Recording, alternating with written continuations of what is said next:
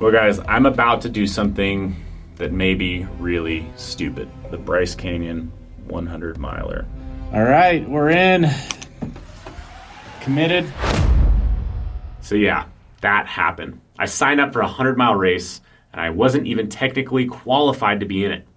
And I only have 3 months to train for it. Well, I had 3 months to train for it. We filmed that 3 weeks ago. I ran a 70K last year, but the whole last winter, I've basically been focusing on weightlifting and only running about 5 miles per week on a treadmill. But there's no turning back now. This will either be a massive accomplishment or I'm gonna fall flat on my face. Luckily, I have some experience with shorter ultras and I have people like my friend Jeff Peltier to help me get there. I have a game plan, which I'm going to get to in a second. But first, let me answer the question most of you are probably asking. Why would I do this? Even a few years ago, I would have been asking the same thing watching this video. Let me answer that with my new favorite quote. T.S. Eliot said, "Only those who risk going too far can possibly find out how far one can go." Again, only those who risk going too far can possibly find out how far one can go. I learned long ago that if I don't push myself to the limit, I'll never know my true potential. Not just in terms of mileage, but also in terms of life, mentally, physically, emotionally, my limits of discipline or perseverance. In many ways, a too comfortable world is making it so we never have to push ourselves to the limits if we don't want to. So creating self-induced pushes and challenges like this help keep me feeling focused, alive, happy, and free of regrets. This is just one adventure among many that I'm going to be needing to be trained up for. 100-mile backpacking trips, rim to rim to rim hikes in the Grand Canyon, fast packing trips, and who knows, maybe an FKT attempt in there. You can learn from my successes and failure if it comes to that. So what's the game plan? I'll tell you what I'm planning and you can tell me what you think in the comments down below. Going from almost 0 to 100-mile nonstop effort in 3 months, if possible at all, is going to require near perfect training and planning. The rule of thumb from the running community is to increase your mileage by no more than 10% per week. And since my starting point is so low, it greatly increases my risk of injury from overtraining.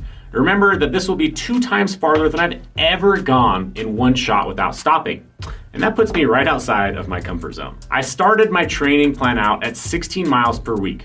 I took that and started adding the 10% per week to the mileage, and so far I've been able to exceed that without injury.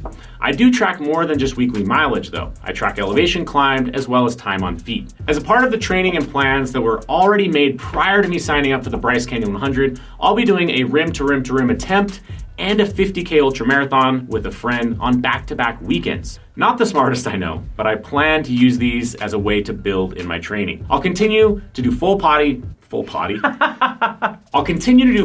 weightlifting 2 times per week and mobility work daily. This is to retain strength and to greatly decrease my risk of injury by keeping my muscle and ligaments strong and joints mobile. I've already been ordering gear to start testing and have some pretty good ideas of how to help myself stay cooler during the hottest parts of the day, since I've historically been someone who doesn't do good in the heat and sweats a lot. Speaking of sweating, if you followed other backpacking trips and ultramarathons of mine, you'll know that cramping and hydration are difficult things for me. Things that I quite frankly have not always been able to avoid, especially while running. So I'll be continuing to test hydration during this training. I've ordered some new nutrition gels and mixes to test out as well, since I'll also have massive caloric needs during the day. Because if you couldn't tell, I'm not your typical 125-pound runner. Downhills are fine. Oh, you're lucky. It's the climbs where I start feeling like I'm gonna puke. Oh, I'd trade you. My knees and my 200-pound frame disagree. I know this sounds crazy, even to me, but I think far too often we go about life with a why we can't attitude.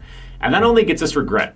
I challenge you to ask yourself, why not? And better yet, why not now? Life will never give you a golden path to your goals. And 9 out of 10 goals are better chased today than next year.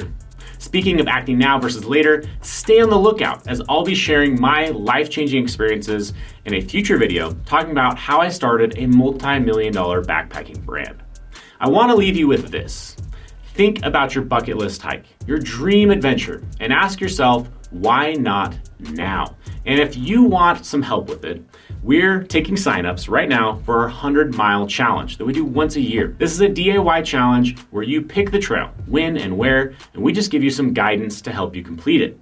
The challenge gives you training frameworks, a community of other challengers, video walkthroughs, and more, all to help eliminate the things that would typically hold you back. So sign up ASAP, as this will sell out soon and we will close the registration. Links for that will be down in the description. Okay, so make sure that you're subscribed to follow along, learn from my experience, and get that firsthand knowledge so that you don't have to make mistakes as you pursue your own big goals. I'll see you guys out on the trail.